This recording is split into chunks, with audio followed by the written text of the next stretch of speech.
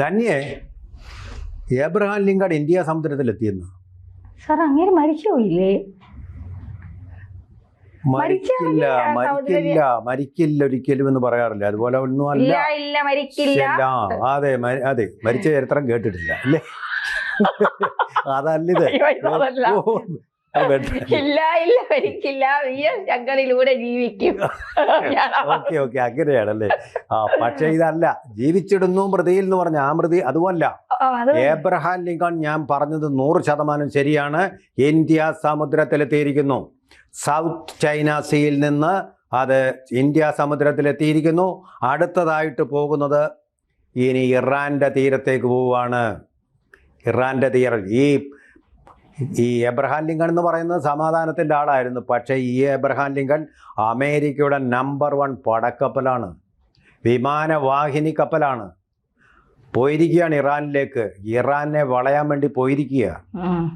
നമ്മൾ വിചാരിച്ച് അവർ തമ്മിലുള്ള യുദ്ധവും പോർവിളിയൊക്കെ കഴിഞ്ഞെന്ന്. തീർന്നില്ല. ഇപ്പോൾ വലിയ പ്രശ്നമായിരിക്കുകയാണ്, വളരെ പ്രക്ഷുബ്ധമായിരിക്കുകയാണ്. പസഫിക് സമുദ്രം എന്ന് പറയുന്നത് അൺപസഫിക് സമുദ്രമായിട്ട് മാറിയിരിക്കുകയാണ്. വലിയ പോർവിളികളാണ് നടക്കുന്നത്. അതായത് ഇപ്പോൾ എങ്ങനെ ഒരു ഇൻ്റലിജൻസ് വിവരം കിട്ടിയിട്ടുണ്ട്. അമേരിക്കൻ പ്രസിഡന്റ് ഡൊണാൾഡ് ട്രംപിനെ വധിക്കാൻ ഇറാൻ പ്ലാൻ ചെയ്യുന്നു. ഈ സൽമാൻ റുഷ്ദിയൊക്കെ വധിക്കാനുള്ള ഫത്വ അവരാണല്ലോ പുറപ്പെടുവിച്ചത്. അതീവ രഹസ്യമായിട്ട് അങ്ങനെ ചെയ്യുന്നു. എന്നെ കൊന്നുകഴിഞ്ഞാൽ ഇറാൻ എന്ന് പറയുന്നത് ഭൂപടത്തിൽ നിന്ന് ഇല്ലാതാക്കുമെന്നാണ് ഡാവോസിൽ പരസ്യമായിട്ട് പറഞ്ഞതാണ്. ഇവിടെ ദാവോസിൽ ആഗോള സമ്മേളനം നടക്കുന്നുണ്ടല്ലോ, എല്ലാ വർഷവും നടക്കാനുള്ള വ്യവസായ സമ്മേളനം, വ്യാപാര സമ്മേളനം ദാവോസിൽ നടന്നുകൊണ്ടിരിക്കുകയാണ്. ലോകത്തിലെ മിക്ക രാഷ്ട്രത്തലവന്മാരും ഒക്കെ പോകുന്നുണ്ട്. നമ്മുടെ കേരളത്തിൽ നിന്നുള്ള മന്ത്രി പി രാജീവും പോയിട്ടുണ്ട്. കേരളത്തിൻ്റെ ഒരു പവലിയനും ഒക്കെ തുറന്നിട്ടുണ്ട് അവിടെ. ആ സ്ഥലത്ത് വെച്ചാണ് പറയുന്നത്, വെല്ലുവിളിക്കുന്ന പരസ്യമായിട്ട്, ഇറാനെ ഞാൻ ഭൂമുഖത്ത് നിന്ന് ഇല്ലാതാക്കിയിരിക്കും. വിട്ടില്ല. അയത്തുള്ള ഖമീനി ഒട്ടും വിട്ടില്ല. ഖമേനി അല്ല ഖമനയി ഒട്ടും വിട്ടില്ല.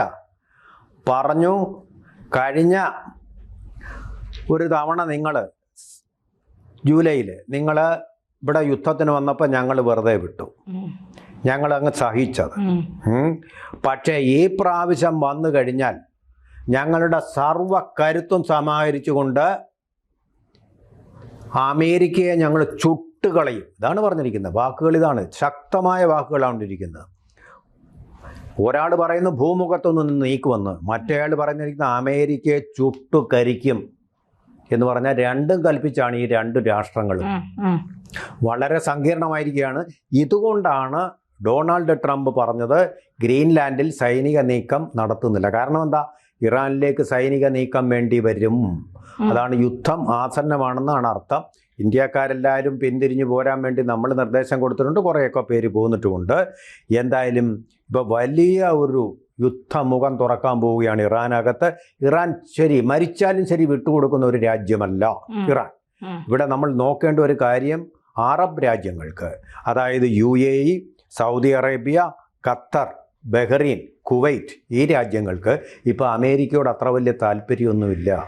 അവരെല്ലാം ഈ ഒരു യുദ്ധത്തിൽ ഇറാൻ്റെ പക്ഷം ചേരാൻ സാധ്യതയുണ്ട്. എന്തെന്ന് വെച്ചാൽ മുസ്ലിങ്ങളാണ് അവിടെ ഉള്ളത്.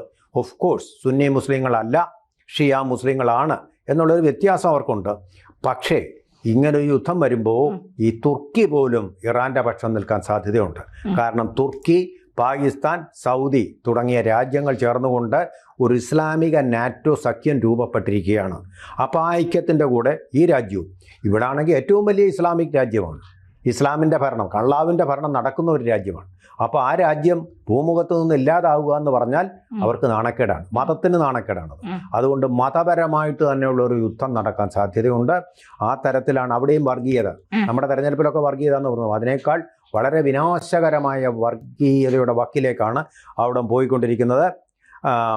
ജൂണിൽ നിങ്ങൾ ആക്രമിക്കാൻ വന്നു, ഞങ്ങളുടെ മലനിരകളിൽ വന്ന് ആക്രമണം നടത്തി, ആറ്റോമിക് ബോംബ് ഇരിക്കുന്നെന്നും പറഞ്ഞ്. ഞങ്ങൾക്കൊരു കുന്തവും സംഭവിച്ചില്ല. പക്ഷെ ഞങ്ങൾ അന്ന് നിയന്ത്രണം പാലിച്ചു. ഈ പ്രാവശ്യം ഒരു നിയന്ത്രണവും ഉണ്ടാവില്ല, ശക്തമായിട്ട് തിരിച്ചടിക്കുമെന്നാണ് പറയുന്നത്. മുഴുവൻ കരുത്തും എടുത്തുകൊണ്ട് ഈ പറഞ്ഞിരിക്കുന്നത് വിദേശകാര്യമന്ത്രി അബ്ബാസ് അറക്ചിയാണ് പറഞ്ഞിരിക്കുന്നത്. കണ്ടം ഇറാനി റവല്യൂഷണറി ഗാർഡ്സും അത് തന്നെ സ്ഥിരീകരിച്ചിട്ടുണ്ട്, ശക്തമായ പ്രത്യാക്രമണം ഉണ്ടാകുമെന്ന്. അതുപോലെ സൗത്ത് ചൈന സീയിൽ നിന്ന് USS എബ്രഹാം ലിങ്കൺ എന്നാണ് ആ കപ്പലിൻ്റെ പേര്. USS എബ്രഹാം ലിങ്കൺ എന്ന് പറയുന്ന കപ്പലാണ് പുറപ്പെട്ടിരിക്കുന്നത്. അവരുടെ 7ാം കപ്പൽപ്പട. ഇന്ത്യയും ബംഗ്ലാദേശും തമ്മിൽ, പാകിസ്ഥാനും തമ്മിൽ യുദ്ധം ഉണ്ടായപ്പോൾ നമ്മുടെ കടലിൽ വന്നല്ലോ, അതുപോലൊന്നും അല്ലത്. യുദ്ധം ചെയ്യാൻ മാത്രമായിട്ട് പോകുന്ന കപ്പലാണിത്. അവരുടെ ഏറ്റവും പ്രസ്റ്റീജിയസ് ആയിട്ടുള്ള വിമാനവാഹിനി യുദ്ധക്കപ്പലാണത്. ഇതുകൂടാതെ വേറെ 2 കപ്പലുകൾ ഉണ്ട്. ആ 3 കപ്പലുകളും കൂടി ഇപ്പോൾ ഇന്ത്യ സമുദ്രത്തിൽ പ്രവേശിച്ചിരിക്കുകയാണ്. ഇന്ത്യ സമുദ്രത്തിലൂടെ പോകാൻ വളരെ എളുപ്പമാണ്. ഇറാനിലേക്ക് പോകാൻ അധിക ദൂരമൊന്നുമില്ല സമുദ്രം വഴി പോകാൻ വേണ്ടി. അപ്പോൾ ഇത് യുദ്ധത്തിൻ്റെ ഒരു തുടക്കമാണ്. ആദ്യം ഇത് രാജ്യം അങ്ങ് വളയുക, അതിന് ചുറ്റും കപ്പലുകൾ വിന്യസിക്കുക, അങ്ങനെയുള്ള കപ്പലിൽ നിന്ന് വിമാനങ്ങളും പിന്നെ അതുപോലെ തന്നെ മിസൈലുകളും തൊടുക്കുക. ഇതാണ് യുദ്ധത്തിൻ്റെ തുടക്കം എന്ന് പറയുന്നത്. തിരിച്ചടിക്കും. ഇറാൻ തീർച്ചയായിട്ടും 2ഉം കൽപ്പിച്ചുകൊണ്ട് അവിടെ തിരിച്ചടിക്കും. ഇപ്പോൾ യാതൊരു ആവശ്യവുമില്ലാതെ അവിടുത്തെ കലാപങ്ങളെല്ലാം കണ്ട് കെട്ടടങ്ങിയിരിക്കുന്നു. ആവശ്യമില്ലാത്ത ഒരു പ്രകോപനമാണ് വാസ്തവത്തിൽ ഇപ്പോൾ ട്രംപ്. അങ്ങേർക്ക് എപ്പോഴെങ്കിലും ആരുടെയെങ്കിലും ഏറ്റുമുട്ടിക്കൊണ്ടിരിക്കണം, അല്ലെങ്കിൽ കൈക്കൊരു തരിപ്പ് എന്ന് പറയത്തില്ല, എന്ന് പറയുന്ന പോലെ മസിൽ പിടിച്ച് ഗുസ്തിയും പിടിച്ചുകൊണ്ടിരിക്കണം. അതുപോലെ തന്നെ സമുദ്രമേഖലയിൽ 72 അവർ പറഞ്ഞിരിക്കുന്നത് 72 മണിക്കൂർ മാത്രമേ ഞങ്ങളുടെ രാജ്യത്ത് കലാപം നടന്നിട്ടുള്ളൂ. ആകെ 72.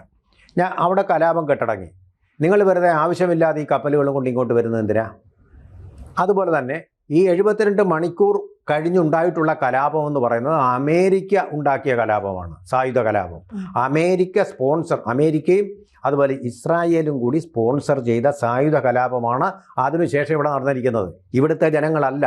അത് വിശ്വസിക്കേണ്ടി വരും. കാരണം ബംഗ്ലാദേശിലും നേപ്പാളിലും ഒക്കെ ഇതുപോലെ തന്നെയാണ് അമേരിക്ക ഇടപെട്ട്, വിദേശ രാജ്യങ്ങൾ ഇടപെട്ട് കലാപങ്ങൾ ഉണ്ടാക്കാൻ ശ്രമിച്ചത്. ഇന്ത്യയിൽ ഉണ്ടാക്കാൻ നോക്കിയിട്ടും അത് ഇതുവരെ ഫലിച്ചിട്ടില്ല. അങ്ങനെയൊക്കെ ചെയ്യുന്നവരാണത്, അട്ടിമറികൾ ഉണ്ടാക്കുന്നവരാണത്. അതൊന്നും ഇവിടെ ഫലിച്ചിട്ടില്ല. അതുകൊണ്ട് ഞങ്ങളുടെ നാട്ടിലെ ജനങ്ങൾക്ക് കുഴപ്പമൊന്നുമില്ല. ഇനി നിങ്ങൾ വെറുതെ ഇല്ലാത്ത കുഴപ്പം ഉണ്ടാക്കാൻ പുറപ്പെടരുതെന്ന് അറാക്ചി എവിടെ എഴുതിയിരിക്കുന്നതറിയോ? അമേരിക്കയിലെ തന്നെ നമ്പർ 1 പത്രമായിട്ടുള്ള വോൾ സ്ട്രീറ്റ് ജേർണൽ എന്നുള്ള പത്രത്തിൽ ലേഖനമായിട്ട് വന്നിരിക്കുകയാണ്.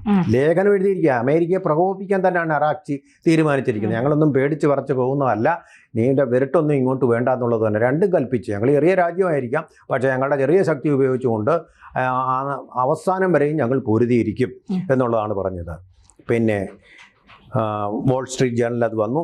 സർക്കാർ വിരുദ്ധ പ്രക്ഷോഭകരെ കൂട്ടക്കൊല ചെയ്തതിന് വേണ്ടിയിട്ടാണ് ട്രംപ് ഈ കപ്പലുകൾ അയച്ച് ഇറാനോട് ഇപ്പോൾ യുദ്ധം ചെയ്യാൻ പോകുന്നത്. ഡാവോസിൽ വെച്ചാണെന്ന് പറഞ്ഞത്. ഡാവോർ സാമ്പത്തിക ഫോറമാണത്. വ്യവസായം, വാണിജ്യം, ഇങ്ങനെയുള്ള കാര്യങ്ങൾ ചർച്ച ചെയ്യുന്ന ബിസിനസ് ഫോറം എന്ന് പറയും. സാമ്പത്തിക ഫോറമാണ് അവിടെ നടക്കുന്നത്. ആ സാമ്പത്തിക ഫോറത്തിലാണ് ട്രംപ് നേരിട്ട് യൂറോപ്യൻ രാജ്യങ്ങളെയും മറ്റു രാജ്യങ്ങളെയും എല്ലാം ഇത് അറിയിച്ചിരിക്കുന്നത്. വേറൊരു രസം എന്താണെന്നറിയും? യൂറോപ്യൻ രാജ്യങ്ങൾക്ക് ഇപ്പോൾ ട്രംപിനെ, ഇപ്പോൾ അറേബ്യൻ രാജ്യങ്ങൾക്ക് എന്ന പോലെ യൂറോപ്യൻ രാജ്യങ്ങൾക്കും ട്രംപിനെ അത്ര വലിയ കാര്യമില്ല. ഈ മാഗ എന്നും പറഞ്ഞുണ്ട്, മേക്ക് അമേരിക്ക ഗ്രേറ്റ് അഗെയിൻ. ആ മേക്ക് അമേരിക്ക ഗ്രേറ്റ് അഗെയിൻ എന്നുള്ളതിന് ഇപ്പോൾ പുതിയൊരു എക്സ്പാൻഷനാണ് യൂറോപ്പുകാർ കൊടുത്തിരിക്കുന്നത്. എന്തുവാണെന്നറിയാമോ? Make America go away.